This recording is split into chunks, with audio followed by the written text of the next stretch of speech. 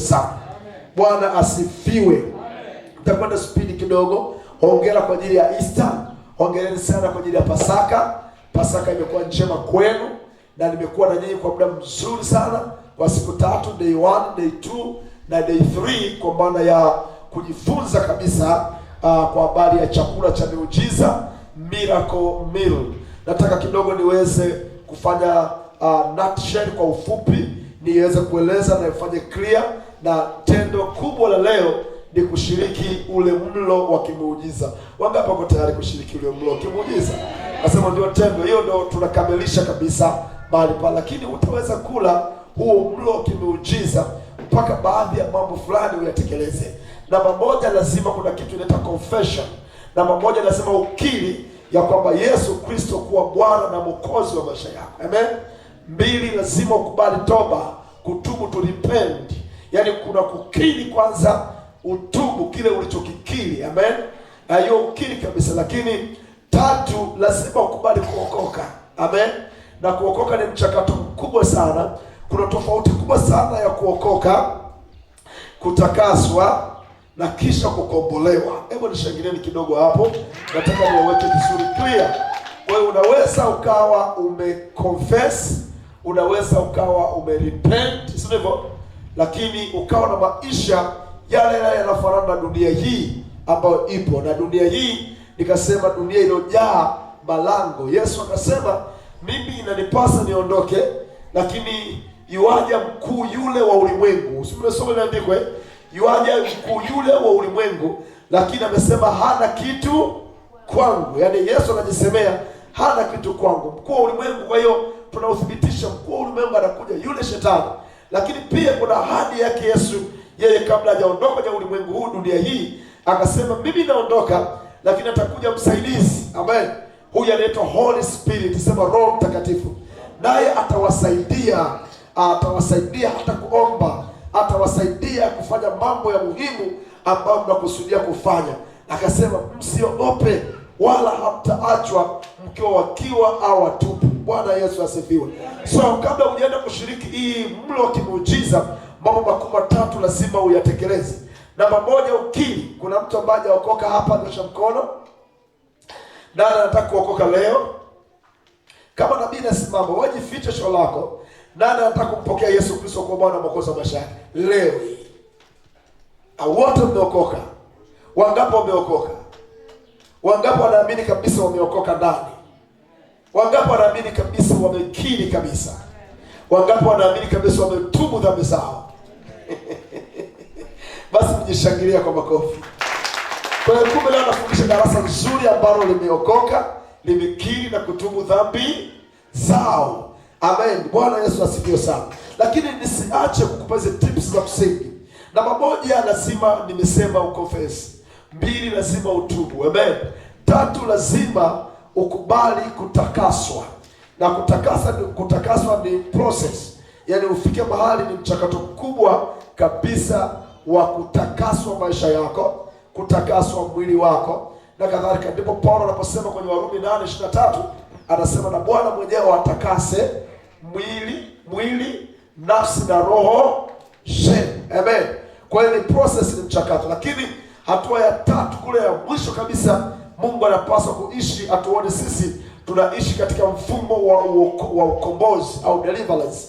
Na deliverance tukasema inahusu sana habari ya mind au brain, ubongo wako na mawazo, maisha ya uliokuwa nao. Paulo anasema kwenye kitabu kile cha Rumi 12 ule mstari wa 2, anasema jifanyieni nafsi zenu kuwa mpya kila siku. Yaani kila siku unahitaji kutakaswa, unahitaji kufanyika upya. Wakati huu ukiyatupa mbali matendo ya dunia. Matendo ya dunia anasema yako ni dhahiri kabisa. Amesema kuna ulevi, si ndivyo? Kuabudu sanamu, tuendelea na nini tena jamani? Uongo, uzinzi, kutamani na vitu vingi. Ni matendo ya dunia. Tunahitaji kuyatupa kabisa. Sasa lengo kubwa la kujifunza chakula cha miujiza, moja, tunasema ni lazima tutambue Yesu hafi mara 2 tena. Yesu alikufa mara moja tu kwa ajili yako. Lakini inawezekana kumfundisha mtu ambaye ameshiriki meza ya Bwana mara 1000 mara 10,000, lakini mpaka leo hajaona mabadiliko kwenye maisha yake.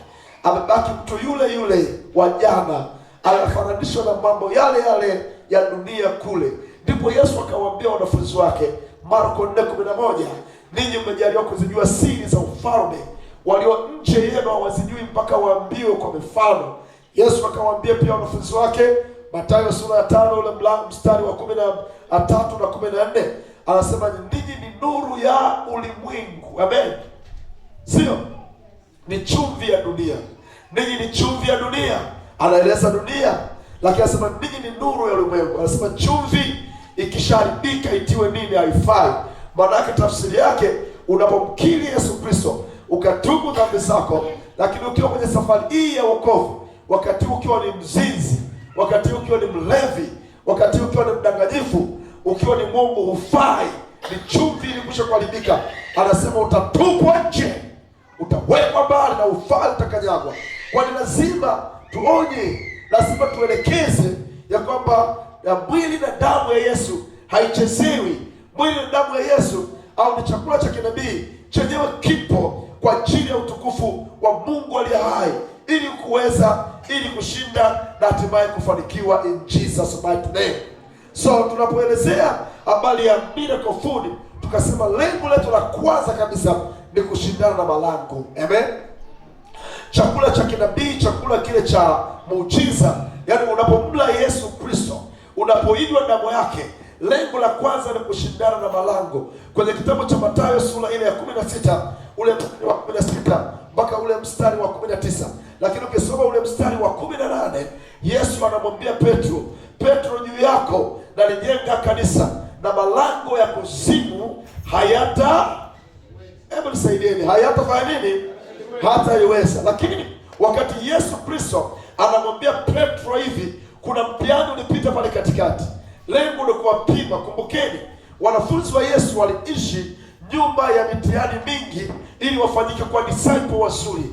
Maana disciple ni wale fellowship, wale followers, wale ambao wanafuata, wale ambao ni wanafunzi watiifu, wanafunzi waaminifu. Yesu alikusudia kuliacha kanisa likiwa na mfumo wa wanafunzi. Kanuni mojawapo ya wanafunzi ni uwezo maradufu, uwezo mara mbili wa kujifunza, kuwa na shauku ya kujifunza. Mwanafunzi kila siku anajifunza. Somebody say amen. Kwa hiyo dhana mojawapo ya miracle mbili tunasema ni kushinda malango ya nini? Malango ambayo yamewekwa duniani. Yesu aliposema mimi naondoka, lakini anakuja mkuu wa ulimwengu, mpaka anakuja ili kwamba kuleta dhana ya mwanadamu yoyote kuto kufanikiwa. Sehemu nyingine akasema hivi, ninajua kwamba mtauziwa kwa ajili ya jina langu, mtakasilishwa kwa ajili ya jina langu, na wengine mtapelekwa magerezani, wengine mtapelekwa polisi, mtapelekwa huko kwa ajili ya jina langu. Lakini ninyi msihofu wala msibabaike, bali yule msaidizi ambaye imenipasa mimi niondoke naye aje, yeye atawaelekeza namna ya kuweza kujibu. Hebu mshangilie Bwana Yesu. Hiyo ndio point, ni dhana kubwa ya kuweza kushiriki mwili na damu ya Yesu Kristo. Somebody say amen. Kwa hiyo dhana namba moja ni kuhakikisha malango, na haya malango nikasema ni malango haya yanaitwa miti ya familia au family tree. Mungu yeye anabariki. Mungu pia anaweza kaacha shetani na kazi zake zikafanya kazi nyuma ya mtu kupitia kizazi. Tukaangalia kitabu cha Kutoka ile sura 20 mstari wa 1 mpaka wa 4. Biblia inasema mimi ni Mungu nipatilizaye wana maovu ya baba zao, kizazi cha kwanza na hata cha 4 cha unyakuo zao. Tukaangalia kitabu kile cha Maombolezo sura ya 5 mstari wa 7. Anasema baba zenu walitenda dhambi na wala hawamo tena duniani, lakini sisi tumeyachukua maovu yao. Bwana Yesu asifiwe. Kitabu cha Ezekiel sura 12:18 ule mstari wa 2 anasema kwamba baba zetu walikula zabibu mbichi, lakini watoto wameshikwa na gazi. Na ndio maana Yesu akaamua sasa kushughulika na brain za mtu baada ya kukonfesi, baada ya kukiri, baada ya kutubu dhambi zako. Yesu hakutaka sisi tubaki kwenye mazingira haya tulionao. Yesu akataka sasa kila mwanadamu aliyompokea Yesu Kristo awe na uwezo wa kujitambua kwamba kwa nini anabaki duniani. Na anasema kwenye kitabu cha Yohana ile sura ya 17, mnaandika sijui, mimi namaliza kipindi. Yohana 17:17 anasema, Baba, siombi watu hawa uwatoe kwenye hii dunia, bali walinde na ile kweli ambayo ndio neno lako.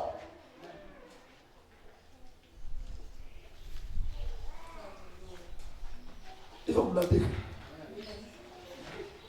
Mbona mnaangalia tu? Mnaandika. Uwalinde na ile kweli ambayo ndio neno lako. Kwa which means wakati Yesu anasema kwenye mlango wa 5 Mathayo sura 5 mstari wa 13 na 14, anasema ninyi ni chumvi ya dunia, ninyi ni nuru ya ulimwengu. Yesu alikuwa akimaanisha kwamba we cannot be salt, hatuwezi kuwa chumvi zilizobasa unless otherwise, lazima tutengenezwe na neno. Na neno ndilo litakatufanya sisi tuweze kufurahia duniani, tuweze kutawala, tuweze kumiliki, tuweze kushinda malango. Zaburi sura ya 24 ule mstari wa 7 na wa 10 anasema, enyi malango inukeni. Enyi malango nyanyueni vichwa. Anasema kuna malango ya milele, everlasting doors, malango ya milele yamekwepo. Sawa, umempokea Yesu Kristo kwa Bwana na Mwokozi wa maisha yako, lakini kuna malango yanafuatilia hizo familia. Inaitwa bloodline, sema bloodline. Inaitwa mtu wa familia. Wanafuatilia. Wewe huwezi na mchawi wa nje. Nisikilizeni ninyi wanadamu, huwezi na mchawi wa nje. Unawezwa na mchawi kupitia bloodline, kupitia familia yako, kupitia ananielewa, sema amina nguvu. Amen. Ananielewa, mshangilie Yesu kama anaweza. Mchawi wa Dodoma hakuwezi, ila wewe unawezwa na uoga tu. Maluelue hii hakuwezi. Wewe unawezwa na mchawi wa kwenu kule Mpandanginde, kule Ngwinde, wanakujua wewe. Ndio maana kwenye kitabu cha Ezekiel ile sura ya 16 ule mstari wa 1 na wa 5 anasema, katika kuzaliwa kwako kwatokana nani? Kwatokana na nani? Mkanaani. Baba yako alikuwa nani? Mwamori, sio? Baba yako alikuwa nani? Na katika kuzaliwa kwako anasema kitovu chako hakikukatwa. Kumbukeni kitabu kile cha Mwanzo mlango wa 9, wakati Nuhu amekunywa divai. Hallelujah. Alipokunywa divai, Biblia inasema alikunywa kileo, si kileo, I don't know. Alipokunywa divai, baada ya kulima, alipokunywa divai, my daughter, Nuhu akalewa. Na alipolewa, sikiliza, laana yoyote, shida yoyote haipiti nje ya mtu wa familia, nje ya bloodline. Unawezwa nyuma ya familia yako, unawezwa nyuma ya ukoo wako. Tumshangilie jamani. Uwezwi nje waongo. Wale wote wanakunajisi tu, hawakurogi. Yaani mgogo mchawi hapa kurogi hata siku hii. Unless as a wife, lazima uingie kwenye bloodline ya kwake kwa njia ya kuoa, kwa njia ya kuolewa, wakati anaelewa, kwa njia ya mahusiano, kwa maana kujamiana. Ndio maana Mungu akasema dhambi ya uzinzi naichukia. Why? Kwa sababu mnabadilishana powers, mnabadilishana nguvu. Hapo ndipo witchcraft, wachawi wote, mchawi yoyote, narudia, mchawi yoyote, ili aweze kuanga, ibada yake ni uzinzi. Ili aweze kuwa na nguvu, lazima kwanza au na uwezo wa kuzini. Alikasema kwenye miti ya familia imegawanyika. Kuna rika, kuna miti ya familia ya rika, kuna miti ya familia ya maeneo, kuna miti ya familia. Kwa Yesu Kristo, ujio wa Yesu Kristo ulikuwa ni kumsaidia Adamu wa kwanza ambaye alishindwa kusimama kwenye maelekezo ya Mungu aliye hai. Mwanzo sura ya 1 mstari wa 26, na tumfanye mtu kwa sura na mfano wetu. Mwanzo sura ya 2 mstari wa 7, mwanadamu akawa nafsi iliyo hai. Mwanzo mstari sura ya 2 ule mstari wa 8, mwanadamu akawekwa kwenye bustani.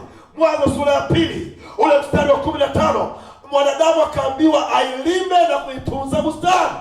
Mwanzo sura ya 2 mstari wa 17, Mungu anaongea na mwanadamu, anaongea na Adamu wa kwanza ya kwamba usile matunda ya mti wa katikati, maana yake utakapokula hakika yake utakufa. Mwanzo sura ya 3 mwanadamu anakula matunda ya mti wa katikati. Mwanzo sura ya 3 hukumu inatokea. Yesu alikuja kulipa hukumu, alikuja kulipa penalty, sema penalty, ile judgment ambayo Mungu aliachilia. Na ndio nikasema kwenye ulimwengu wa laana kuna laana ya kwanza ni laana ya Mungu. Tukajiuliza, kweli Mungu ana laani? Tukasema Mungu kweli ana laani.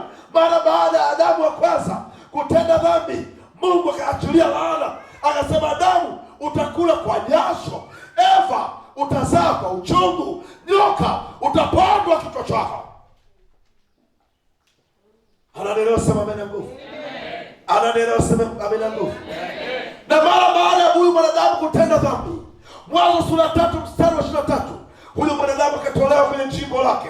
Huyu mwanadamu akatolewa duniani, akatolewa kwenye eneo la umiliki, akatolewa kwenye eneo la heshima.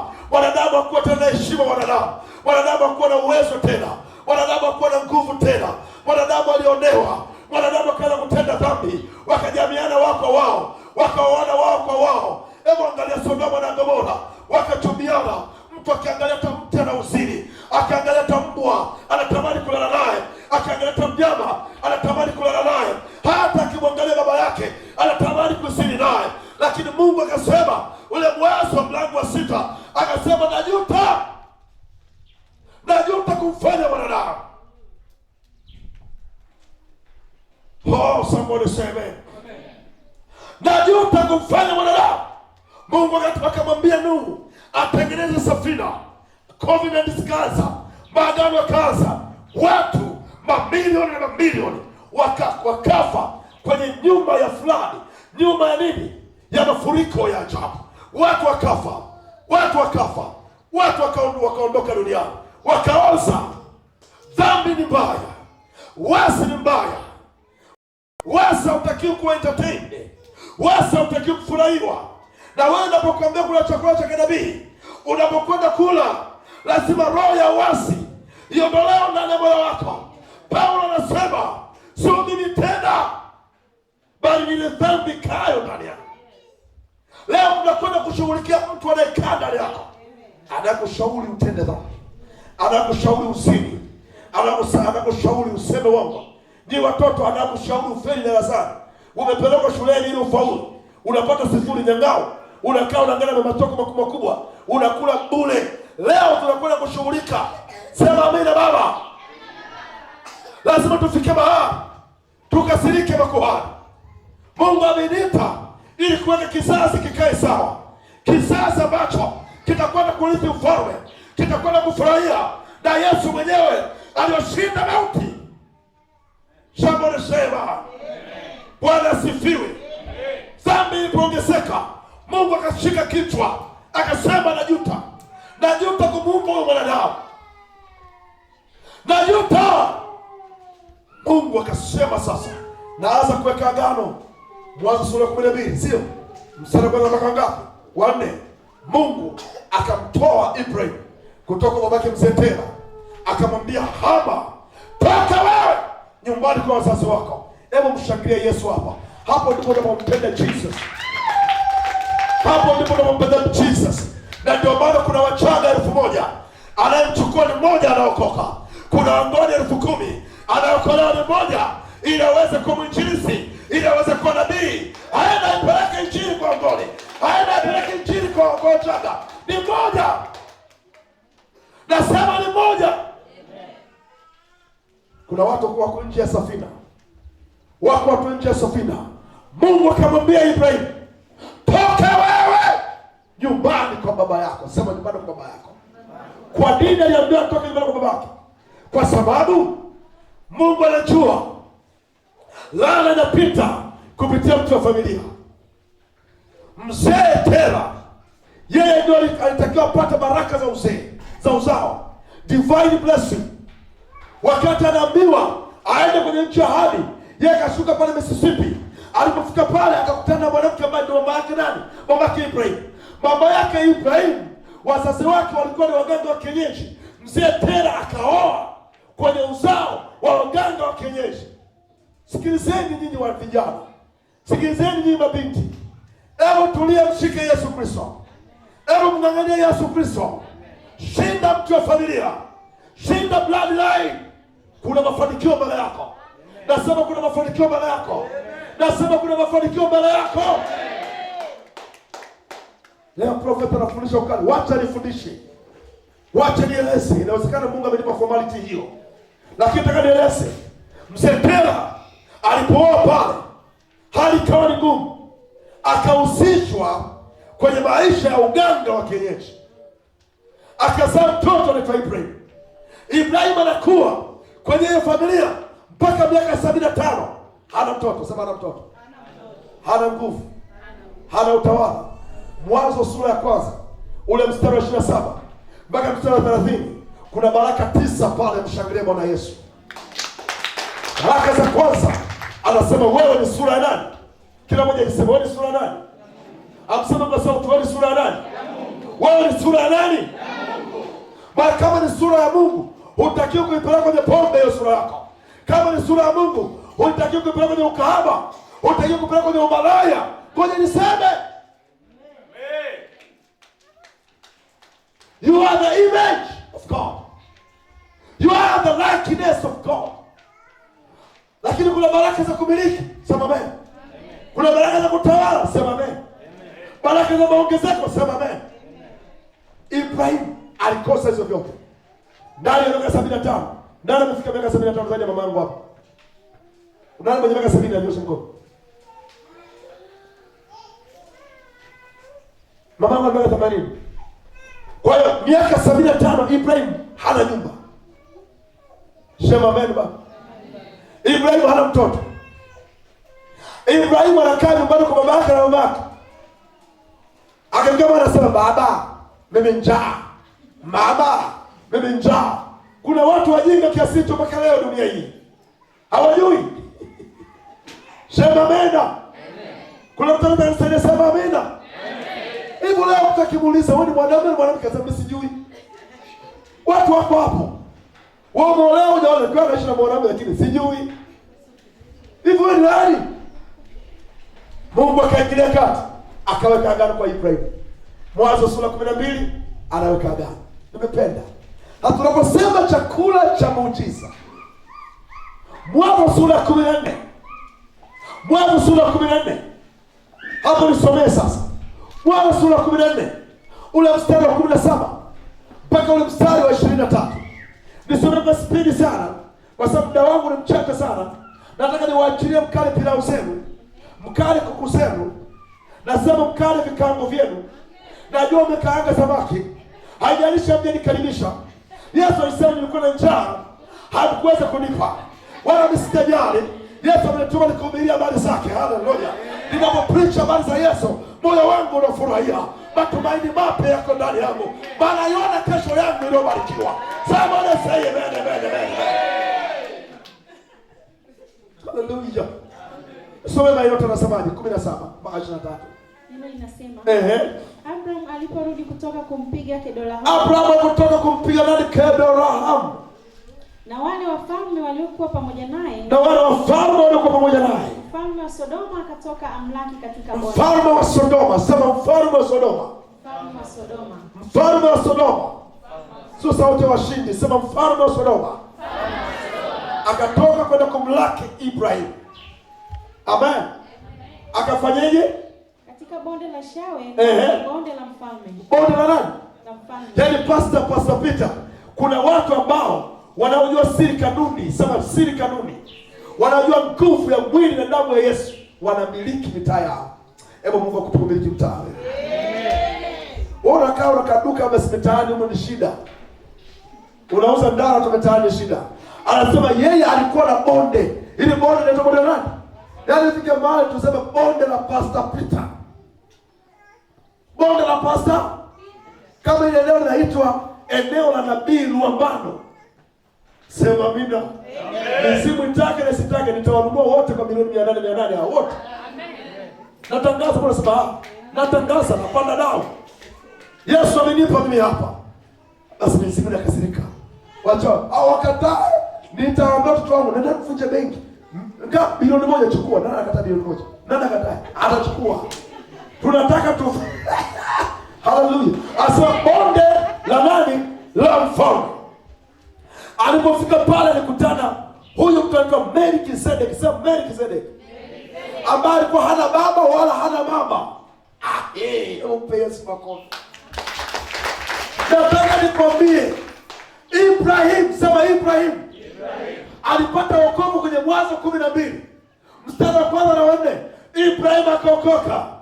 Mwanzo sura 12 imenota mstari wa 8. Ibrahim anajenga madhabahu. Anajua Mungu, yani Mungu wa kanuni. Somebody say amen. Akajenga madhabahu, akamtolea Mungu dhabihu. Mwanzo sura 13 ule mstari wa 4. Ibrahim anatoa dhabihu. Sikiliza, anapozidi kutoa dhabihu, adui zake wanainuka. Adui zake wanainuka. Miti ya familia inainuka. Blind line wanasema huyu ni mchawi. Ulizeni ni maisha yangu wakati najua na mtafuta Yehova yawe. Nikiwa bado mdogo wa darasani nilikuwa na faulu napiga zote 100. Na ingia mpaka mwandiko wa mwalimu. Nikaambia mimi ni mchawi. Mamangu ni shahidi. Leo hii naambiwa nani Freemason. Lazima mjue aliitwa na Mungu, vita vyake ni vikubwa. Wewe unampokea Yesu wewe. Nasema na wewe vita vyako ni vikubwa. Lazima uende mbele. Maana kesho yako ni kubwa kuliko leo. Somebody say amen. Kuna mtu anaelewa hapa? Kuna mtu anaelewa hapa? Ukitaka kuwa mkubwa lazima utapigwa mawe. Lakini lazima ujechunguze. Inawezekana una mabaya yako. Lazima si kila mti unaopigwa una matunda mazuri. Inawezekana kuna mtu mwingine una nyoka. Lazima watu wapige mawe ili nyoka aondoke. Lazima ujitathmini wewe. Jiangalie unapopokea Yesu Kristo. Lazima ujitazame ndani. Ibrahim anasema kwamba akaokoka. Anakutana na Melkizedeki. Pastor Peter anakutana nani pale? Na Melkizedeki. Wakati anakutana na Melkizedeki, naomba ukae tu mwanangu. Naomba ukae. Kwa sababu nafika mahali naweza katupa hata interact nini. Naweza katupa. Ngoja niwafundishe. Leo ni siku yangu. Wacha ni teach. Wacha nifundishe. Nasema wacha nifundishe. Watoto mna furaha, mna furaha. Mnayo furaha. Hebu mshangilie Yesu nisikie. Msiniangalie mimi hivyo. Lazima msome na mfaulu. Lazima mjue hapa. Lazima iwe tunapomkiri Yesu, acheni mzaa. Tunapomkiri Yesu Kristo, wacha mtoto. Wacha, wewe ni dhahabu. Wewe ni wa thamani.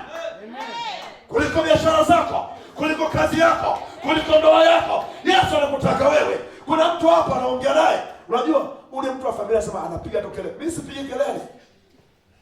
Mimi sipigi kelele. Kama kubarikiwa Yesu amenibariki. Msinione tembea, nilikuwa na kasura kamoja kameisha sana. Nilikuwa navaa VIPs na nikishtukiza na kama huko babegani. Sasa hivi navaa vitu vya thamani. Kwa nini napoteach na uaminifu? Navaa suti za 300,000. Wao navaa suti za 1,500. Kwa nini napokueleza nina maana? Yesu anaokoa, Yesu anaponya, Yesu anabariki, Yesu anahuisha. Yesu ni yule yule. Jana, leo. Na sikiliza, Ibrahim alikutana na mtu ambaye hana baba, hana nani? Hana mama. Anaitwa Melkizedeki. Paulo anamtafsiri Melkizedeki ndio kuhani mkuu. Na Yesu Kristo ni kuhani mkuu. Sema amen. Ndipo sasa yule kuhani mkuu akachukua mkate. Sema mkate. Hivi ni chakula cha miujiza. Mshangilie Bwana Yesu sasa. Akachukua mkate na akachukua na divai. Narudia. Akachukua mkate, akachukua na divai, akampa Ibrahim. Kwa mara ya kwanza Ibrahim anamtolea Mungu fungu la 10 kwenye miguu ya Melkizedeki. Kumbe mkate, jana nikasema mkate unafungua jicho la 3. Luka sura 24 ule mstari wa 30 mpaka 31. Yesu baada ya kufufuka. Hivyo leo Yesu amefufuka, mimi sikujui. Leo Yesu amefufuka jana. Tuseme kweli. Watu wanashangilia Yesu amefufuka jana. Alikufa lini? Leo amefufuka. Haya. Haijalishi kweli ni uhubiri hivyo. Yesu amefufuka leo. Sasa unajua kuna formality hii na kupotea. Unajua mimi sitaki. Yesu nisaidie. Luka sura 24. Hebu nisome hapa.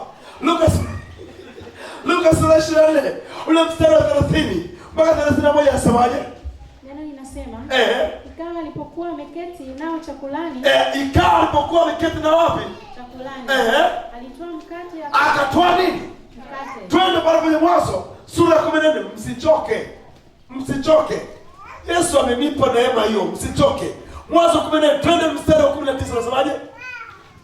Mstari wa 19 anasema akambariki akasema Abraham na abarikiwe na nani? Na Mungu aliye juu sana. Na Mungu aliye juu sana, Muumba wa mbingu na nchi. Muumba mbingu na nchi. Endelea. Mstari wa 20. Ahimidiwe Mungu aliye juu sana. Ahimidiwe Mungu aliye juu sana. Aliyewatia adui zako mikononi mwako. Aliyewatia adui zako mikononi mwako. Abraham akampa fungu la 10. Abraham akampa nini?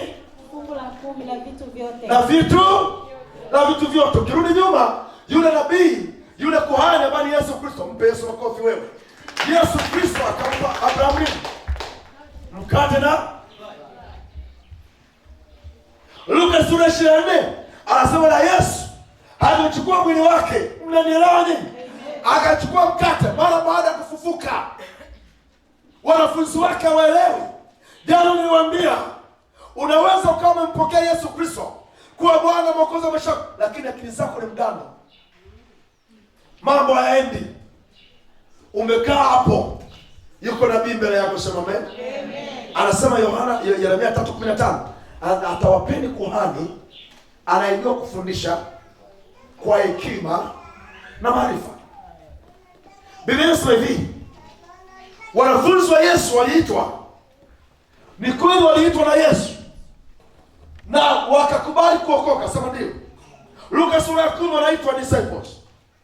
Yesu anawatuma waende, akasema mavuno ni mengi, watenda kazi ni wachache.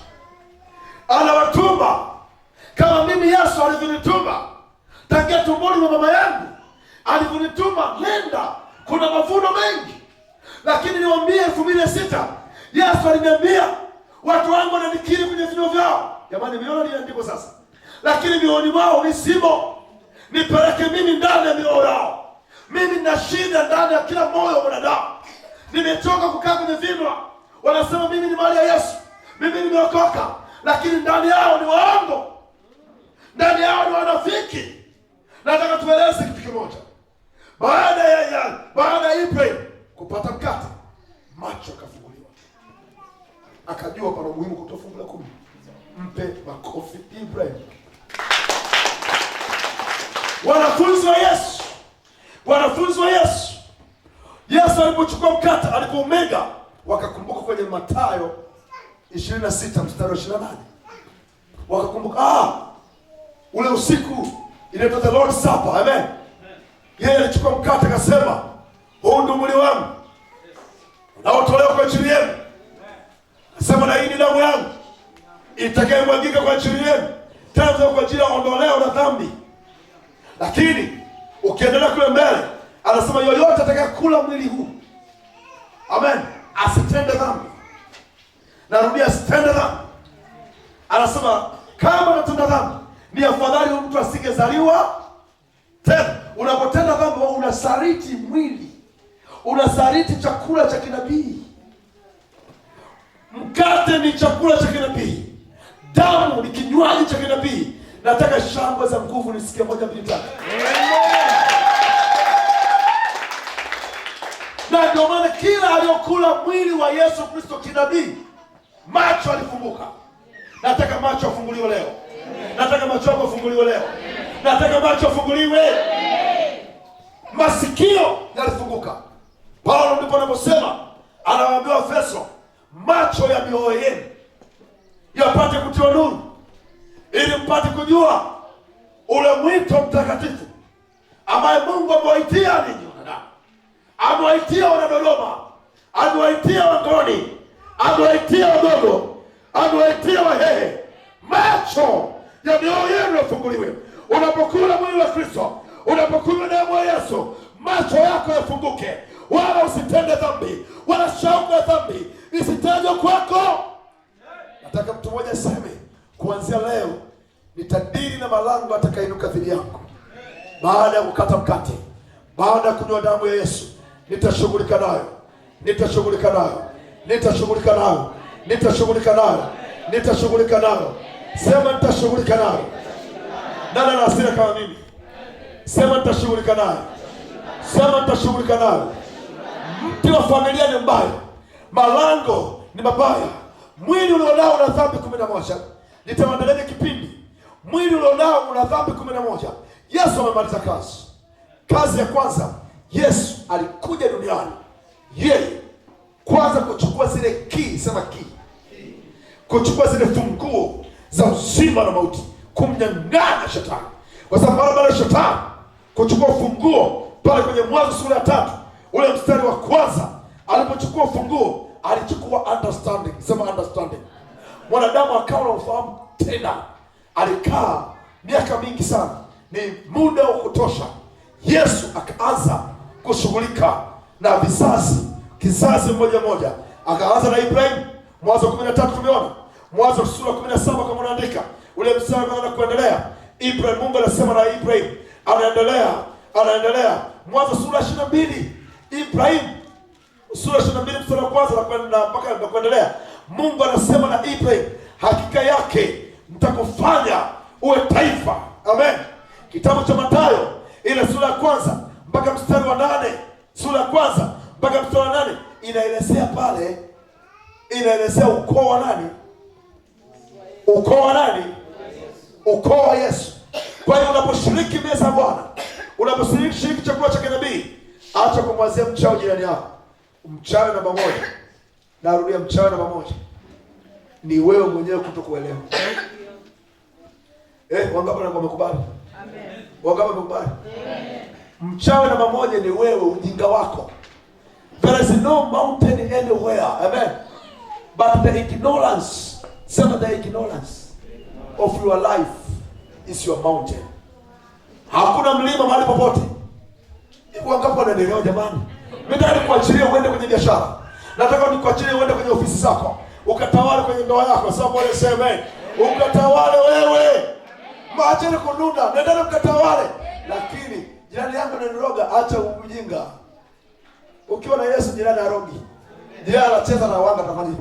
Lakini hakuwezi wewe. Sema amen. Yaani matunguli, hivi kuna kuroga na matunguli, hivi unajua? Anayekuroga ni wewe mwenyewe, mtu wa familia yako, kwenu. Mimi leo kufungua akili zako mwanangu, ushughulika na familia zenu kule. Ukifanikiwa kushinda mtu wa familia, utaisha. Wewe hakuna mtu kuua, akui. Wanaua ni wale kule wanakujua, wajomba zako, sema amen. Baba zako wadogo, sema amen. Binamu zako, sema amen. Kuna watu wanakasirika. Kasirika sana, ngoja kuticha hapo naondoka. Kwanza nimeandalia kuku mzuri aliyochinjwa leo. Wewe lazima nikueleze ili ukiondoka, hata ukienda kula samaki wako, mimi nimeandalia kuku mzuri na cheupe hapo. Tenda kula. Kwa kuna vitu ambayo tukikaa hivi, tukifundisha, mimi nimeshangaa. Niliokoka maisha magumu kila siku. Kila siku naombewa na wachungaji na wainjilisti. Mambo hayo mpaka Mungu aliponipa ufunguo wa masomo. Leo nataka kumbe kuna maujinga yapo. Unaweza kiasi ukakada kwamba yaani unatoka unasema mimi sitazini. Unasikia? Lakini Yesu anasema si mpaka ushikwe na mwanamke. Kwa kumtazama tu. Yule dada ameumbika. Yule kijana anafunga bagi vizuri. Nini? Mkanda wake mzuri jamani, the handsome. Umezidi naye. Sasa hapa inahitaji akili. Sema amen. Na hii haiwezi kusafishwa maidoto mpaka umle Yesu na ule kunywa damu yake. Nani unataka kunywa damu ya Yesu? Nani unataka kunywa damu ya Yesu? Wewe leo unaipokunywa hiyo damu, unapokula umwili na kuambia mapepo hayatakuweza tena. Bali ujinga wako itasababisha mapepo yaingie. Ujinga wako, sema ujinga wangu. Kuna mtu anataka kae na ujinga? Kuna mtu anataka kae na ujinga? Sikiliza. Mungu akaendelea kushughulika. Mimi nakwenda kumaliza somo. Mungu akaendelea kushughulika na kizazi, mtu mmoja. Hata leo Mungu ashughulika na watu wote. Hata leo narudia, Mungu ashughulika na watu wote. Mungu anashughulika na mtu mmoja. Kwenye familia yangu kwa mama huyu tulikuwa 8. Mungu akaniita mimi kwa jina langu. Amen. Nikiwa darasa la 3 nikamwambia mama, mimi nataka kuwa, naona kabisa mimi kuwa ni mtumishi mkubwa sana. Mimi ni nabii. Mama hajui tafsiri ya unabii, wala nini. Huyu Bethlehem mnamwona, akasema koma. Maka yeye alizaliwa alikuta dini ya Roman Catholic, na yeye alikuwa anaabudu Roman Catholic. Anaisha nifundisha mimi salamu baba Maria, baba yetu ulio mbinguni, jina lako litukuzwe. Umejaa neema Bwana wa nawe. Kila siku naenda. Mama yangu ni mzuri sana, mwingine mzuri, na yeye ni sister wa nje, unamwona. Ndio maana na kile machaka janje, yeye ni sister wa nje. Mama yangu alinifundisha kwenye dini nzuri, dini ambayo imejaa tashwishi, sema amen. Sema mimi na wewe. Amen. Dini nzuri, sema amen. Tunakwenda mimi nikiiba, nikidokoa sukari, nilikuwa namwambia sana sukari. Na iba sukari, baada ya kupata ubatizo, sio mama, naenda kwa paroko, pale kwenye kitubio, natoka kitubio, napiga magoti, nasema naungama mbele ya Mungu na wewe Baba, tangia mwezi mmoja sijaungama. Mimi ni mtoto wa shule. Unasema kama mtu mzima, mimi ni mtu mzima. Mimi ni kijana. Mimi niliiba sukari ya mama juzi. Jamani, choki ananisikiliza. Mimi zilimani amesema, hii abaka kwenye kadirisha pale nimekaa kwenye kadirisha. Anasema hivi, wewe umekaa mbali. Hapa na panyafu fulani. Kama mbali. Unakaa wewe mimi si nilizini, unasema mara moja. Mimi nilitongoza mara mbili. Ile nini hapa nakwambia Mungu Baba kusamehe, kutakasa dhambi zako kwa jina la Baba na Mwana na Roho Mtakatifu. Sali sana Maria mara 10 nyang'ao wewe. Sali. Kuna kitu kama sali baba yetu mara 30. Hivi unasema mara 30. Unakuja na pia baba unasema salamu alaykum leo kimaliza bali kitubio chake bali kimeishi. Unakwenda ukirudi umeimba muhindi. Umeimba sio babogo. Ujinga ni ujinga. Mimi nilimshika Yesu. Na Yesu anataka na kutumia kuanzia sasa. Ukitenda dhambi na kuondoa. Yesu ananiambia na kuondoa. Mimi mwenyewe nishajiona kwamba mimi nilijiona nimekufa. Nisikilize ile story. Nilijiona nimekufa afa nimekuwa kwenye jeneza. Unasikia? Kwa nini nasema wokovu na maana kubwa? Nikajiona nimededi kabisa. Yaani uona mwili wangu huo. Sawa? Alafu nikaamshwa nihubiri injili ya Yesu. Na ndio maana hamna mchawi, leteni mchawi yoyote hapa kija hapa anajamba. Kwa sababu gani? Mimi sio mimi, ni ndani ya Yesu aliyoshinda. Amen. Somebody say amen. Uwe wewe sasa kwa jina la Yesu. Amen. Nasema uwe wewe. Bwana mseme amen na nguvu. Amen. Sasa nini Mungu alichokifanya? Tumeona kwenye kitabu kile cha Mwanzo, sio? Wangapi wamenielewa vizuri mpaka hapa kwanza? Aliyeelewa ameandika vizuri, nani ameandika vizuri? Wengine mmeandika vizuri. Somo linaisha. Wewe kaa hivyo hivyo. Sikiliza tu ujue angalau ule chakula cha kinabii. Vinginevyo utaangalia kwenye YouTube kule na magadharia. Masomo mimi nafanya samu hapo tu leo. Nafanya samu hapo. Mungu akaanza kuita mtu mmoja mmoja. Amen. Ametoka Ibrahim. Ibrahim kumwacha. Mwanzo sura 15 watu. Mstari wa 13. Akasema huyu Ibrahim nafikiri bado hanielewi. Mimi nimembariki. Mimi Mungu nimembariki Ibrahim. Lakini shida ipo kwenye kizazi chake. Mungu anaangalia kizazi chako cha 4 kitaishi vipi. Anaangalia kizazi chako cha 3 kitaishi vipi. Usifurahie leo umeokoka wewe. Angalia kizazi cha watoto wako na wajukuu zako wataishi vipi. Aliyeelewa sema mimi na nguvu. Usifurahie kuwa mzee wa kanisa leo. Usifurahie kuwa mchungaji leo. Ndio maana shaka wachungaji wengi watoto wao majinga, mapuuzi. Kwa sababu wanajisahau wao. Wanaona wao wamekubalika kwenye ufalme, lakini kuna watoto, kuna wajukuu. Mungu nimesema ni Mungu anaishi na kudumu kwenye vizazi. Hebu mshangilie Jehova Mungu. Mungu akamwambia Ibrahim, Mwanzo sura 15 mstari wa 13.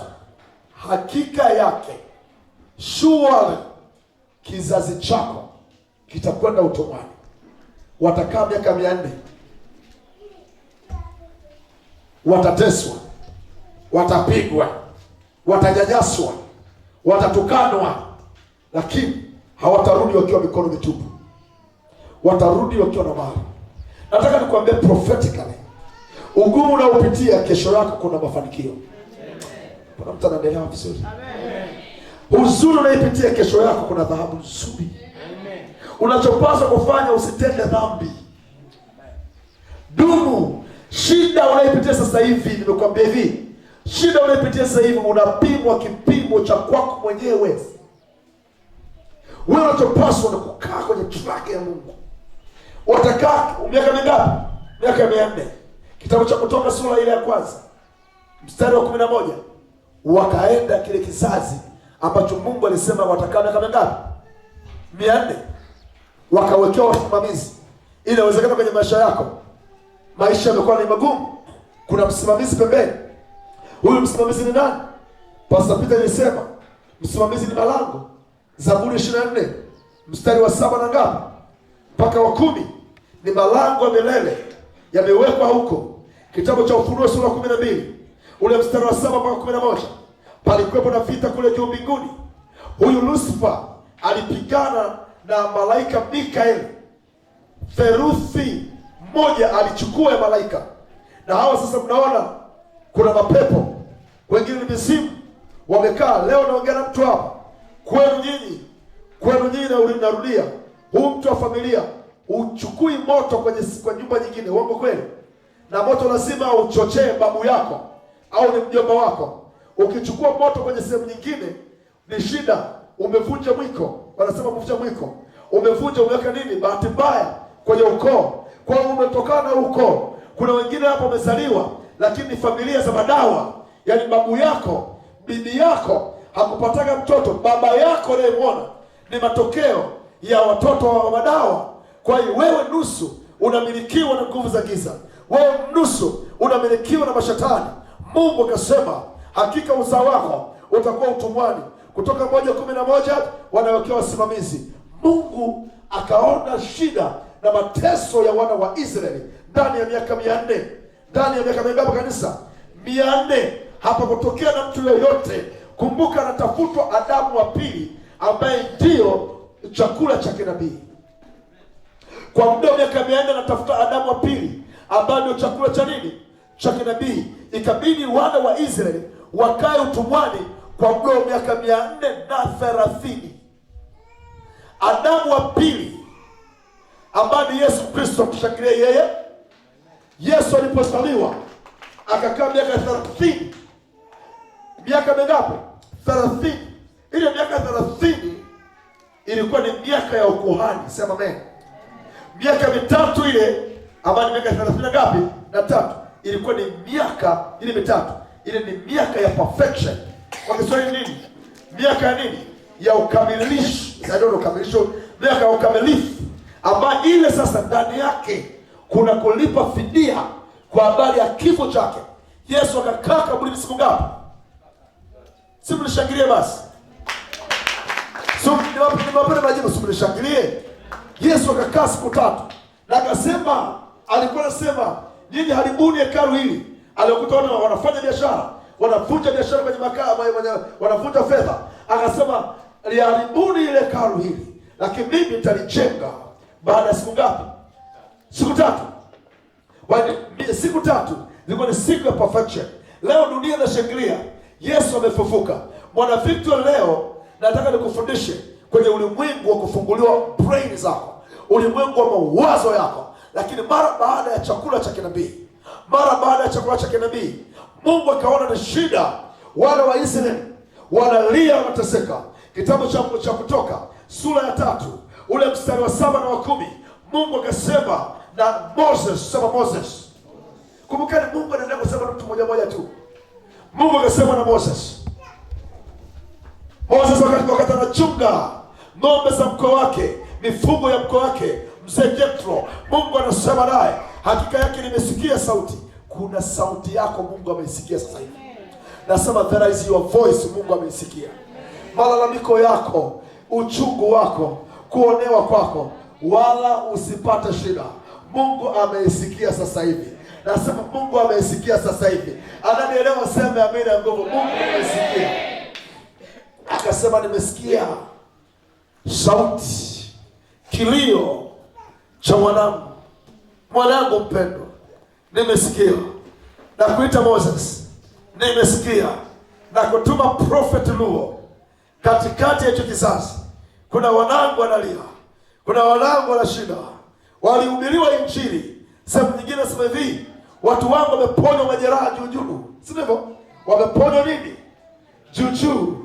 Lakini hawajaguswa, hawajatibiwa ndani.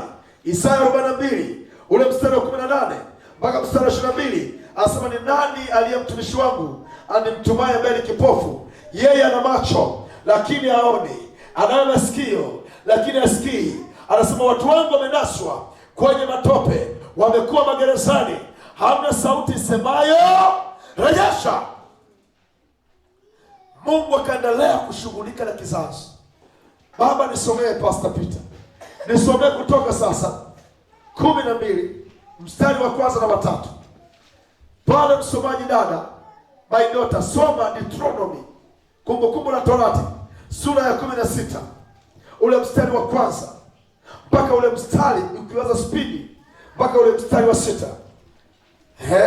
Baba, hizi teachings za matabu, wewe sinzia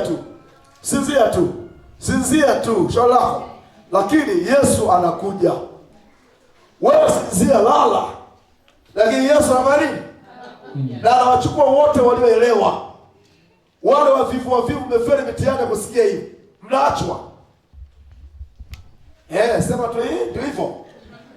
Baba, nisomee hapa Kutoka sura ya 12 mstari wa kwanza na watatu. Mstari wa kwanza hadi wa 3. Bwana akanena na Musa na Haruni katika nchi ya Misri. Akanena na Musa na Haruni. Kumbukeni, huko mwanzo alikuwa ananena na mtu mmoja, unakumbuka? Naam. Hapa ananena sasa na Musa na nani? Na Haruni. Akawaambia, mwezi huu utakuwa mwanzo wa miezi kwenu. Mwezi huu utakuwa mwanzo wa miezi kwenu. Pasaka maana yake ni mwanzo wa kumbukumbu wa maisha yetu. Anasemaje? Utakuwa ni mwezi wa kwanza wa mwaka kwenu. Semeni na mkutano wote wa Israeli. Mkawaambie, siku ya 10 ya mwezi huu, kila mtu atatoa mwana kondoo. Namba 10 ni namba ya gereza, kama unaandika. Namba 10 ni namba ya gereza. Kitabu kile cha Ufunuo inasema, ile sura ya 2, anasema utakuwa na dhiki baada ya siku ya 10, si ndivyo? Na baada ya siku ya 10 utaondolewa kwenye gereza. Endelea Pastor.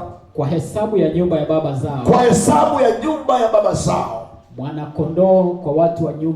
Mwana kondoo kwa watu wa nyumba moja. Watu wa nyumba moja. Maana nini? Mungu anaanza kutengeneza love. Yesu Kristo, yeye ambaye Adamu wa pili, alipokuja alileta upendo, kwa sababu upendo wa kwanza, upendo kati ya Mungu na wanadamu, ulipotea kwenye Mwanzo sura ya 3. Kwa ilibidi Adamu wa pili aje kama msuluhishi. Umeandika vizuri hapo. Aje kama mpatanishi ambaye kati ya mwanadamu na Mungu. Anaendelea sema mimi nangu. Amekuja kama mpatanishi. Amekuja kulipa nini penalty? Amekuja kama mpatanishi. Amekuja kuleta upendo, love. Amen. Amekuja kuleta nini? Nisomeni Deuteronomy chapter number 16. Anasema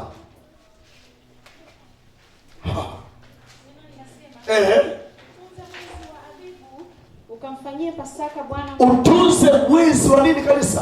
Wa Abibu. Mwezi wa Abibu. Ule mwezi wa ngapi Pastor Pista? Anasema ni mwezi wa 10, mwezi ngapi hapa? Very good. Utunze ule mwezi, Ukamfanyie Pasaka Bwana Mungu wako. Kwa kuwa ilikuwa ni mwezi wa Abibu. Wa Abibu. Alipokutoa Misri usiku Bwana Mungu wako.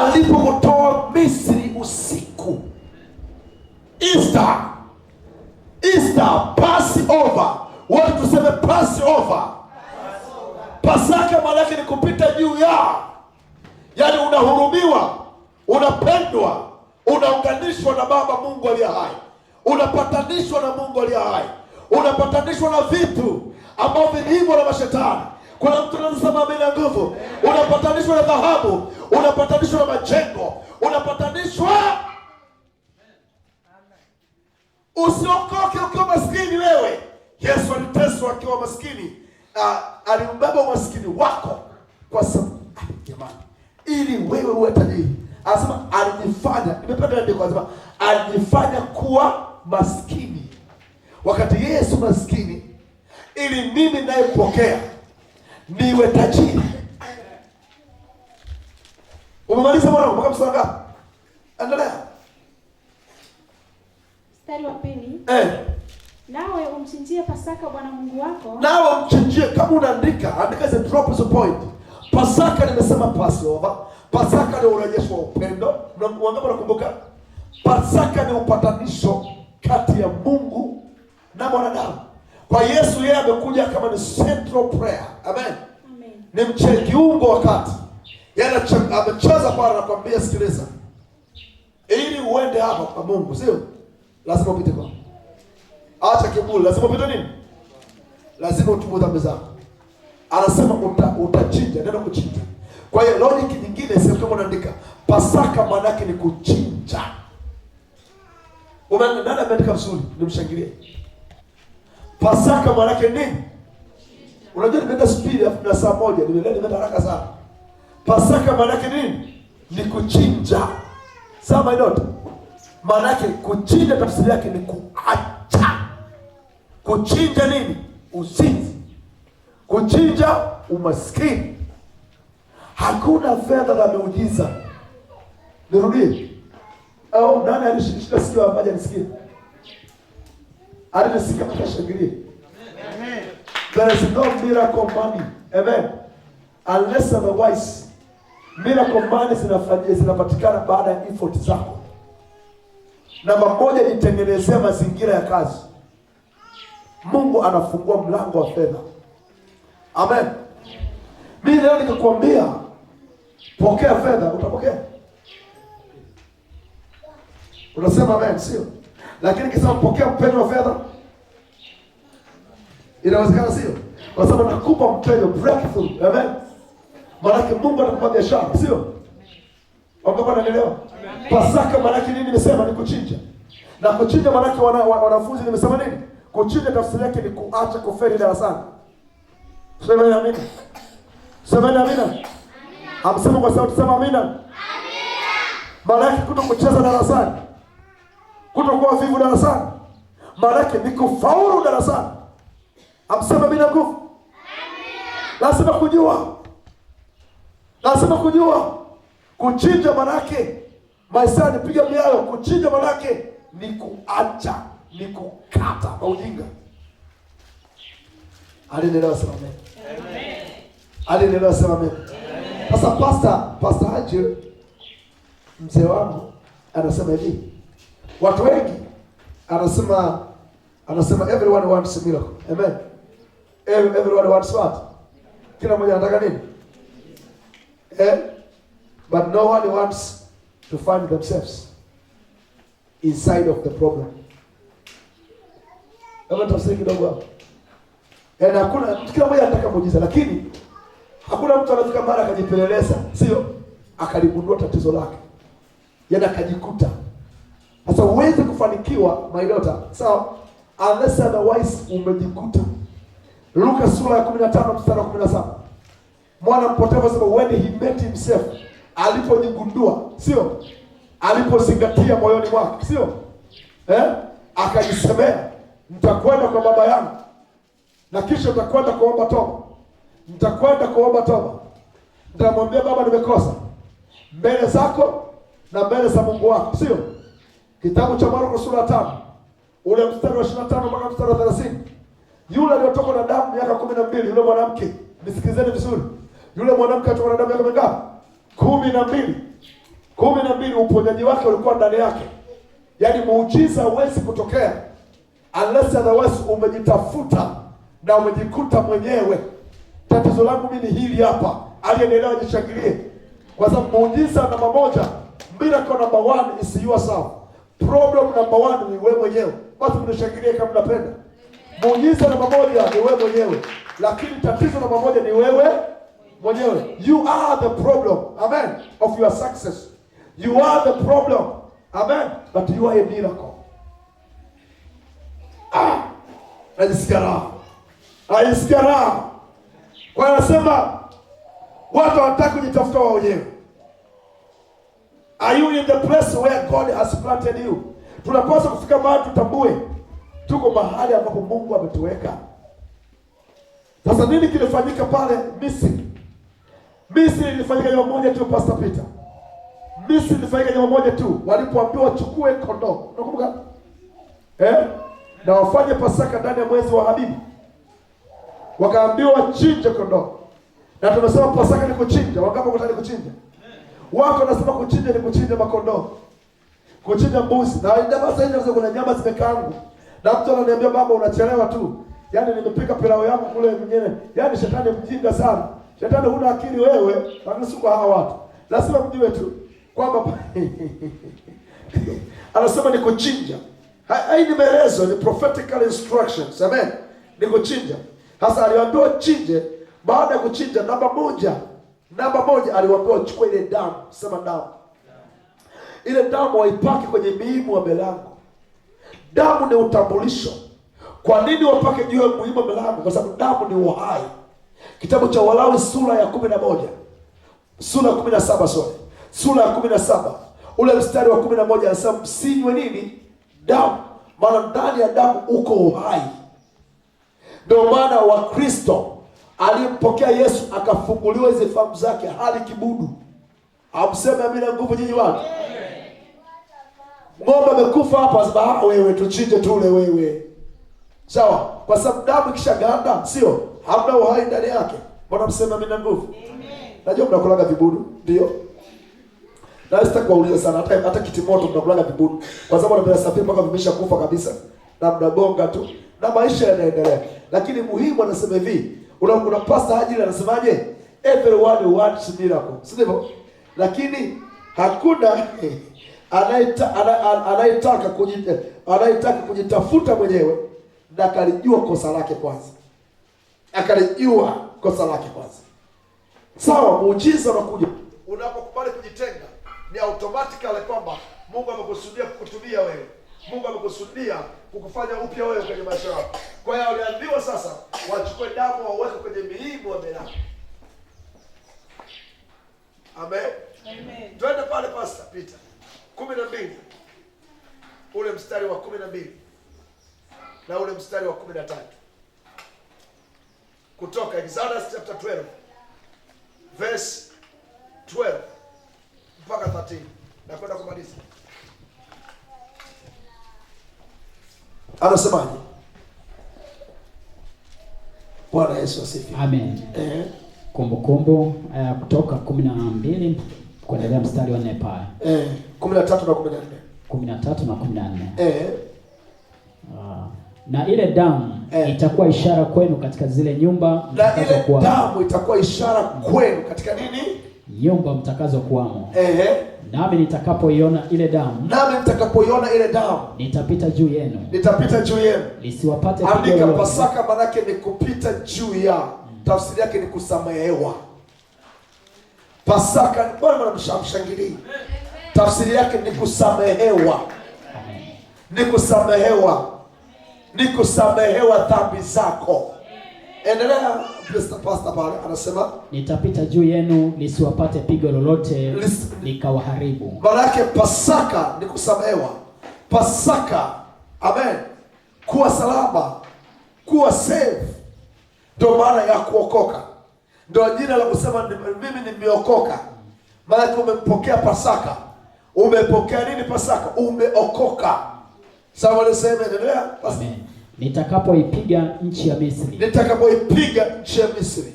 Pasaka, damu ya Yesu ni kinyume, sema kinyume. Ni kinyume na maadui zako. Iwe katika jina la Yesu. Amen. Kuna mtu kama niko naandika mavitu kwa sababu damu ya Yesu yenyewe inasimama kinyume na maadui. Haisimami kinyume na wale waliompokea. Inasimama kinyume na nini? Na maadui. Anasemaje? Na siku hii itakuwa ukumbusho kwenu. Nanyi mtaifanya iwe sikukuu kwa Bwana. Haleluya. Baki hapa. Twende sasa kitabu cha Mathayo sura ile ya 26. Ule mstari wa 26. Tuanze pale. Lakini twende kama unaweza. Mstari wa 20 mpaka 28. Mstari minne tusoma pale kwa spidi kubwa, alafu tuone. Tufanye comparisons kidogo hapo. Alafu tutajua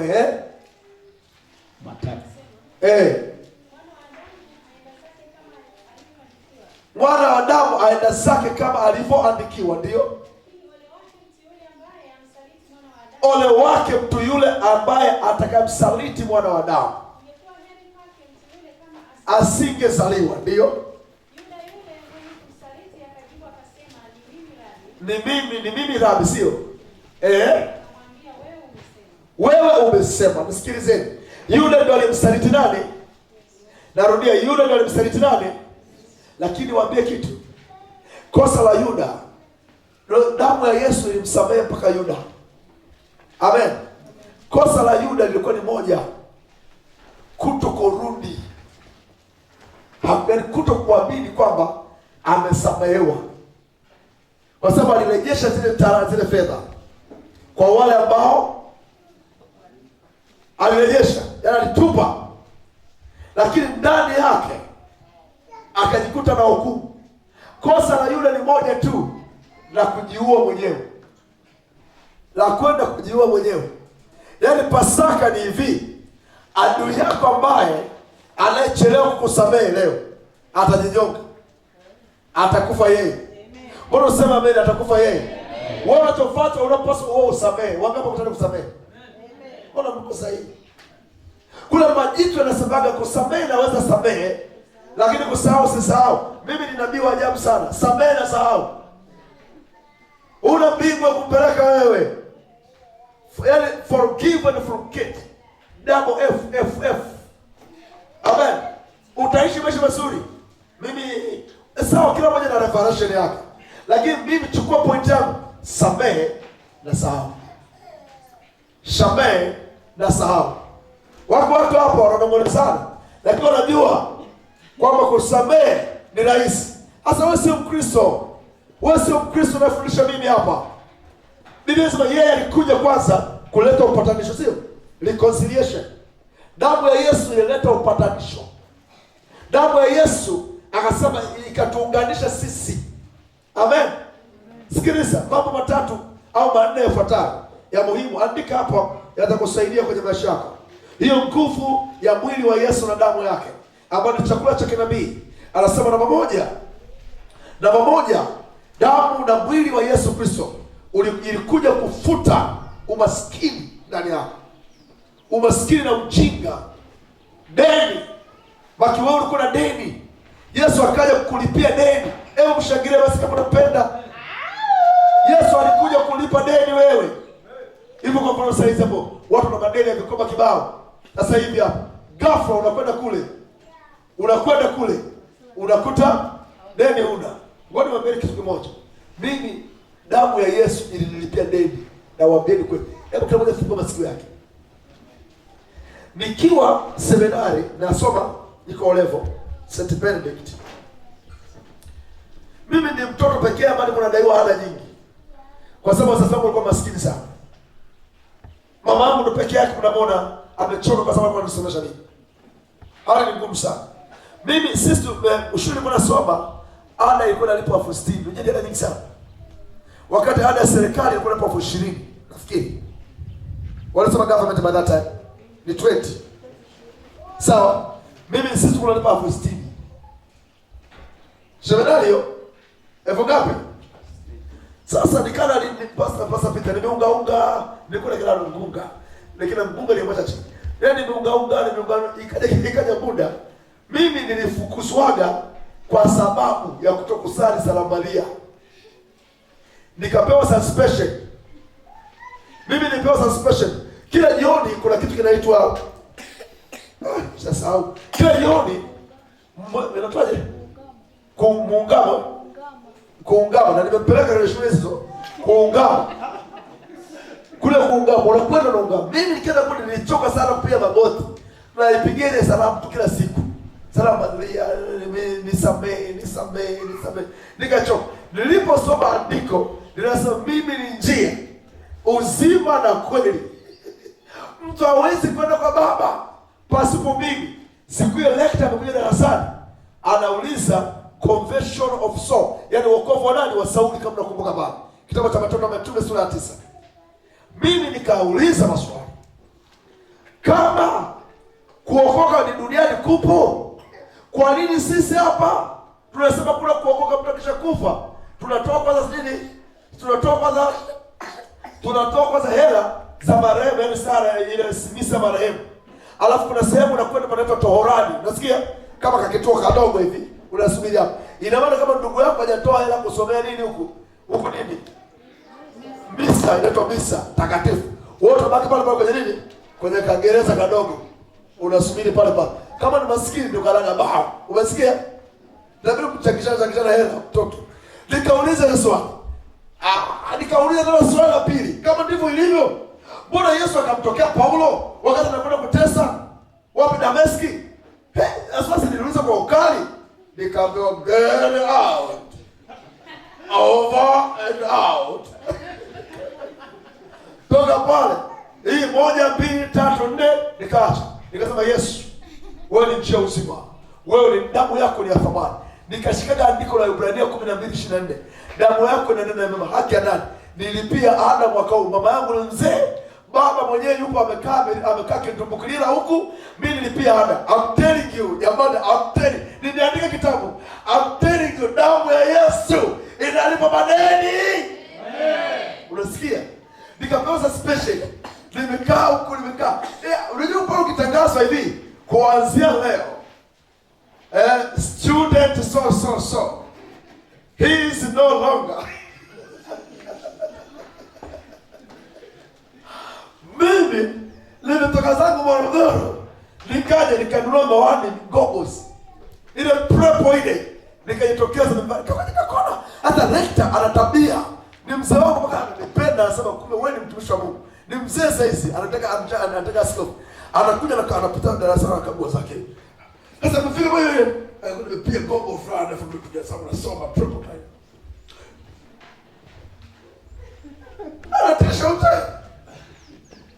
How are you gentlemen? Remove your goggles. Wanakuita master of nani? Na elezea tu damu ya Yesu inalipa madeni. Concept yangu ni hiyo, tumseme kitu kingine. Master of nani? Yaani nilikuwa sijali kitu. Kwa sababu nilikuwa ni waziri wa kuongea Kiingereza, ni mambo jasiri, yaani niko tu na nikafanya practical mengine tena wengine nataka kusababisha shule iungue, yaani nikakaa tu ni mtu ajabu mkime kile mambo ajabu. Akaniambia vua as I have been suspended you. Umekuja shemi sasa tangaza mimi pale kasema Yesu, damu yako inanena mema. Na mimi mama yangu ni maskini. Baba mkumbuke form 2 sija kusoma, mimi nimelima sana mashamba mtoni. Sijasoma. Mimi nilifanya mitihani tu na nikapita. Mama yangu ni maskini. Baba yangu ni maskini. Na wapenda wazazi wangu. Sasa huyu amenifukuza shule. Huyu jamaa mbona mbaya sana. Akaniambia simu, yani muda huo simu tunaondoka yule. Na ofisini kwake nakwambia pale pana mlinzi. Sema nani pana mlinzi? Unasikia hapa mlinzi. Batima amesema baba, uingie hata kama umetangazana left, uingie unakamata tu, hoya rudi nyuma kwanza. Wanafanya nini bwana? Sisi niko na mzee. Akaniambia follow me. Today you're going to face. Nimekuja kusema damu ya Yesu. Damu ya Yesu. Damu ya Yesu. Nimefika pale. Akafungua mlango. Akakaa. Unajua nimekafanya kitu bwana? Akaanza kucheka ajabu, kucheka director yule. Unajua ni kimya, ni bado anatisha kitu, kapinga. Akasema wewe you are very clever. Wewe una akili sana. Moyoni lazima damu ya Yesu. Nikaulizwa swali moja. Umelipa ada? Nikamwambia nimelipa.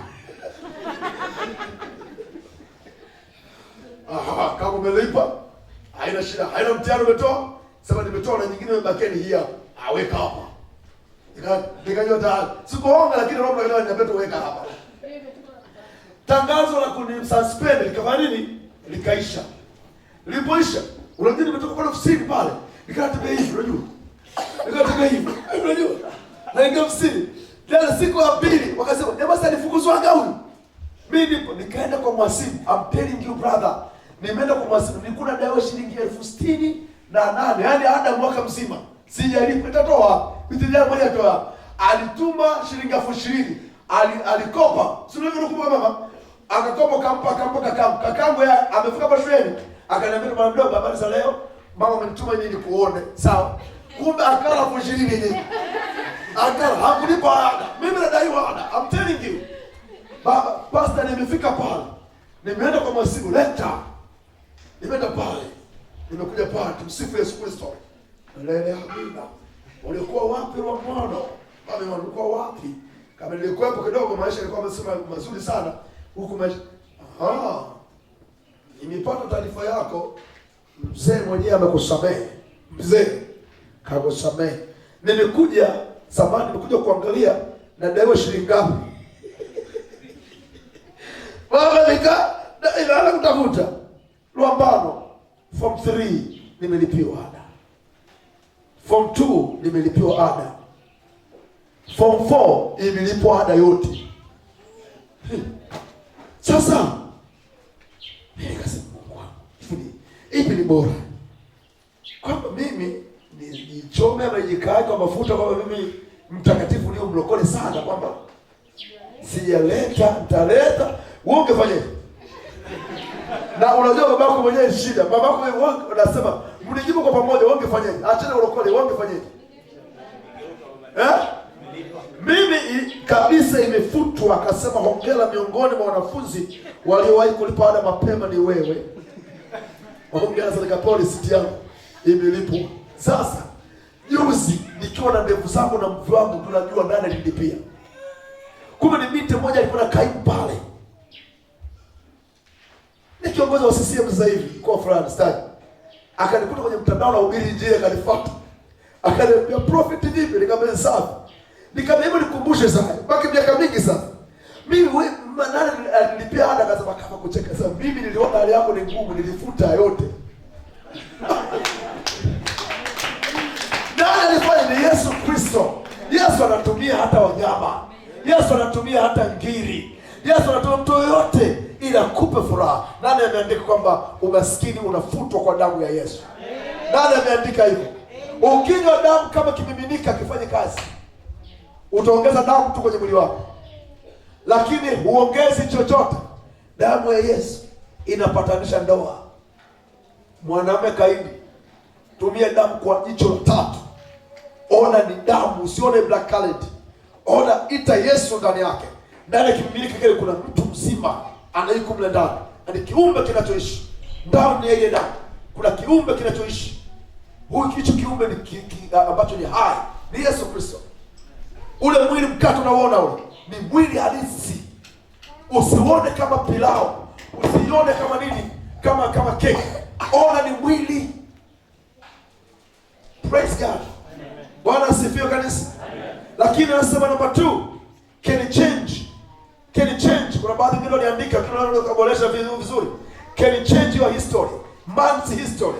Yaani damu na mwili wa Yesu unabadilisha kabisa nini? Historia yako. Jamani, historia yangu imebadilishwa, imebadilishwa. Mama yangu ni shahidi. Mama huyu nimemjengea nyumba mimi huyu mama. Sawa. Katoto mpaka alikuwa katafsiriki. Kakimia. Kakorofi. Lakini mama yangu nimemjengea nyumba. Anaishi comfortable. Bwana Yesu asifiwe. Historia inafanya nini? Inabadilishwa. Lakini nyuma ya kujua siri, niliwaambia namba 1 huo unaofahamu. Namba 2 kujua nini? Siri. Mungu anashughulika na kizazi chenye ufahamu na kujua siri peke yake. Leo mimi simwombee mtu. Hiyo damu, sikiliza, hiyo damu taruhusu tu watu pale wapige msiki wa ajabu sana. Sawa? Wewe kata mwili, kula kama bagia shola lako. Lakini mimi nataka mtu anayekula mwenye kuelewa. Baada ya siku 14 ataleta ushuhuda. After 14 days mtu atasema baba, ule mwili nimesema kata mwili, weka kwenye kapochi yako, weka kama na business yako nene, lakini lazima uwe na jicho la tatu. Usimkate. Huyu ni mtu aliyo hai. Hiyo sio damu. Kuna mtu yuko ndani anakwenda kusema na mashaka. Mimi prophet Luo na kitabu nimekiandika kwamba Yesu alinilipia ada nikiwa form 4. Brother, Yesu alinilipia ada kabisa. Alinilipia ada, lakini nyumba kukataa kuabudu kwenye mapango. Nikamwamini yeye, nikaiamini damu yake. Yesu amefanya kazi. Bwana Yesu asifiwe. Amen. Bwana Yesu asifiwe. Amen. Lakini mwili na damu ya Yesu anasema wipes away man's sin. wipes away man's sin. Inaondoa, inafuta, inatoa kabisa dhambi zako. Ukumbuki kabisa kama, yaani ukumbuki kama una dhambi. Ukitembea uonekane kama una makosa. Kuna mtu hapa inawezekana unadaiwa madeni, lakini ukiapply hii hapa, haya madeni unayopitia pengine ni nyuma ya nguvu za giza. I'm telling you, mjui. Nguvu za giza zinaweza kuingiza kwenye madeni. Wachawi wanaweza kuingiza kwenye madeni. Ukope. Wachawi wanaweza kuingiza kwenye kombo fulani. Lakini utakapotumia hii hapa, kuna breakthrough iwe kwako katika jina la Yesu. Amen. Nasema iwe in Jesus name. Amen. Kuna watu wanachezea kwa mchawi kule nje, nimesema anaweza kunajisi tu, anakuroga wewe na kuchezea tu, lakini kukuua hawezi kuua. Kinachokuua wewe, nimesema, ni miti ya familia. Kinachoweza kuua wewe ni mizimu ya kweli. Ukishinda utaishi miaka mingi kama mama yangu hapa. Amen. Mungu akupe in Jesus name. Lakini damu na mwili wa Yesu anasema gives a man strength to move ahead in life. Inakupa nguvu. Damu na mwili wa Yesu inakupa nguvu ya kusonga mbele kwenye maisha yako. Iwe kwako katika jina la Yesu. Bwana mseme amen na nguvu iwe kwako in Jesus name. Nani uko tayari kusonga mbele tena? Nani uko tayari kusonga mbele tena? Lakini number 5 brings freedom to man's life.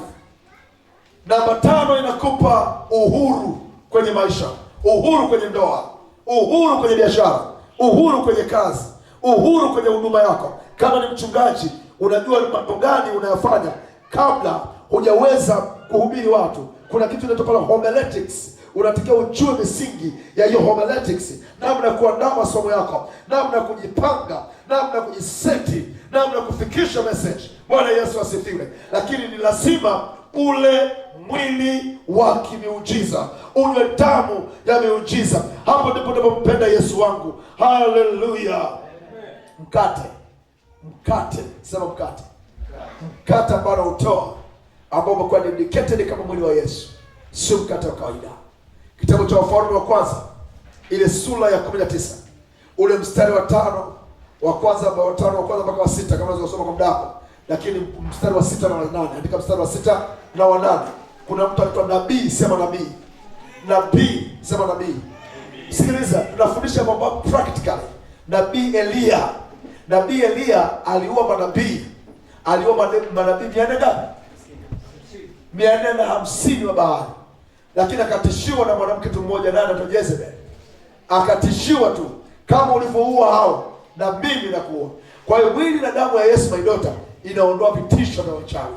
Inaondoa vitisho vya umaskini. Unajua kuna watu wanataka kukimbia Dodoma kwa sababu Dodoma ni pagumu eti. Sema ndio. Kuna watu wanasema Dodoma ni pagumu. Mimi niko nao pale kazini. Sasa mimi nikistaafu kwetu, sasa kwani nini? Kumbe ni miti ya familia, na mimi nasema njoo. Ayubu 38:11, Pastor Peter anasema utafika mpaka hapa, lakini hautavuka. Amen. Wewe mtu kwa hapa sikia, mimi Dodoma ni pagumu. Dodoma ni pagumu, kina Yesu na kwa.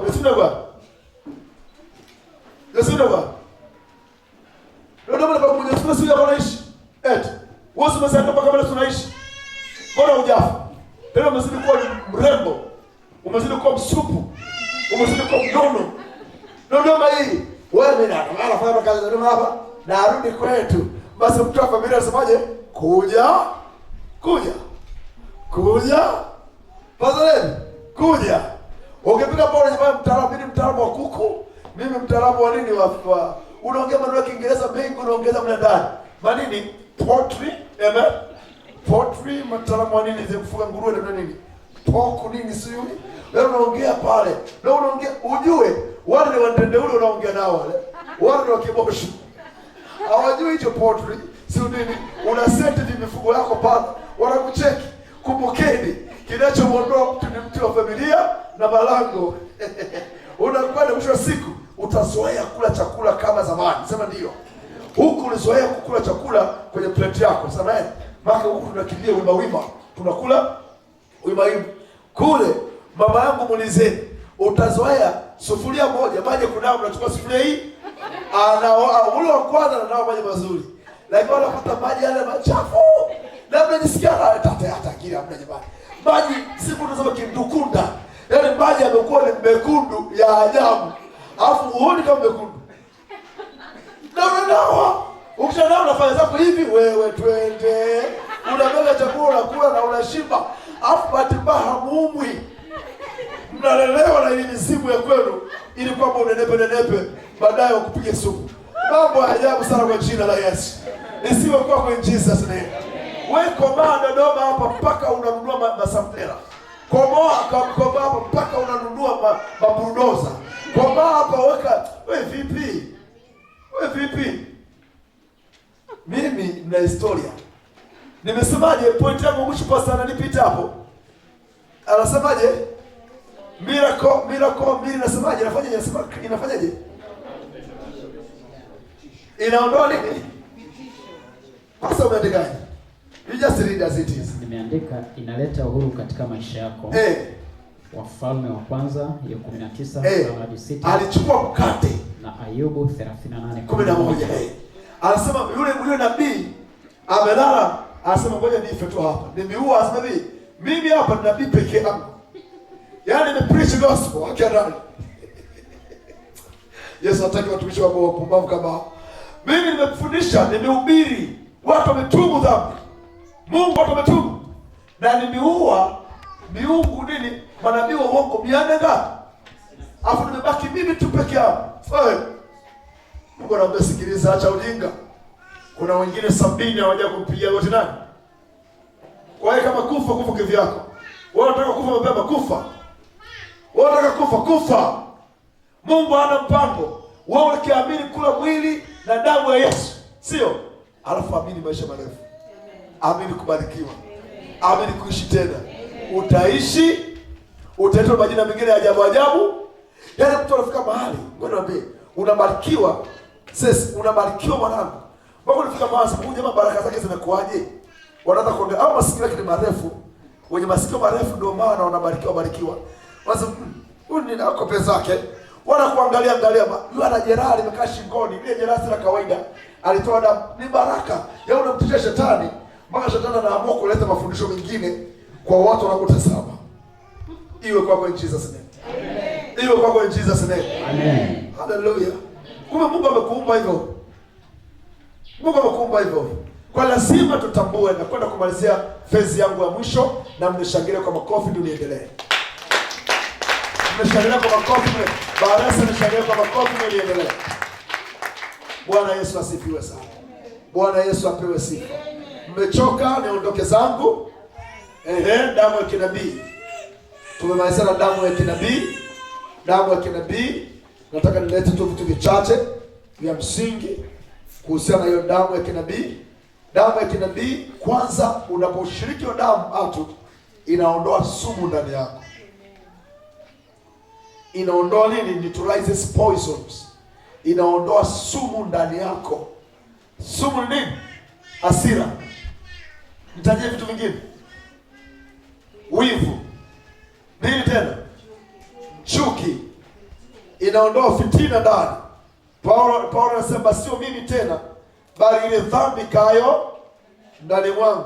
Namba 2, damu na mwili wa Yesu yenyewe anasema ni jicho, inafungua jicho, an eye opener. Anasema the flesh also serves as an eye opener. As we see in the encounter the disciple had after the resurrection of Jesus. Tulisoma ile Luka ngapi? Luka sura 24, sio?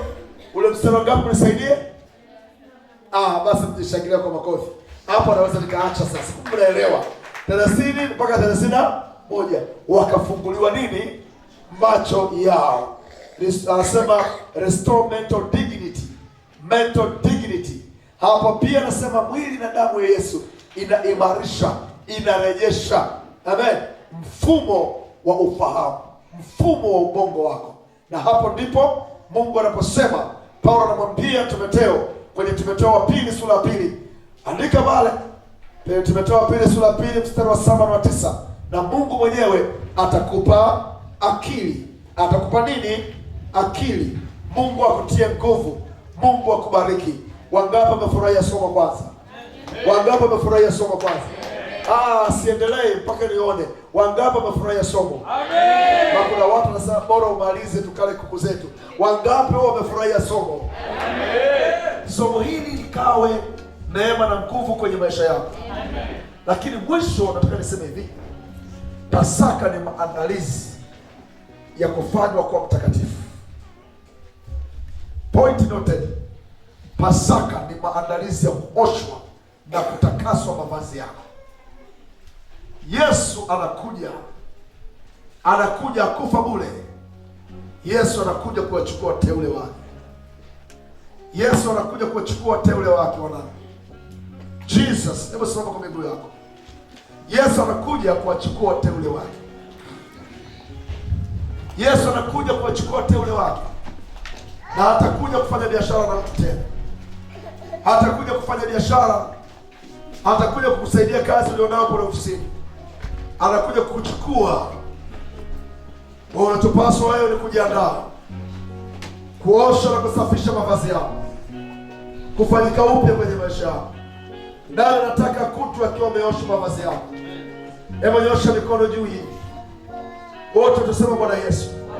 Sio sauti ya ushindi, sema Bwana Yesu. Sema kwa sauti, Bwana Yesu. Leo ni siku ya 17. Mwezi wa 4. Namba 4 inawakilisha namba ya wazee. Ni namba ya wazee. Namba 1 ni uwakilishi wako Mungu. Namba 7 ni namba ya ukuhani. Katika jina la Yesu.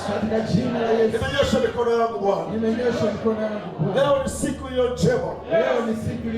Siku ya kula chakula cha kinabii.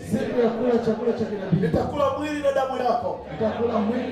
Na sitaweza kuila mwili na damu kama nitakuwa na dhambi, kama nitakuwa na makosa, kama nitakuwa nimekutenda dhambi. Baba, ninatangaza leo, Baba, ninatangaza leo kwa sauti ya nabii, sawa sawa na Hosea 12. Biblia inasema wana wa Israeli walitoa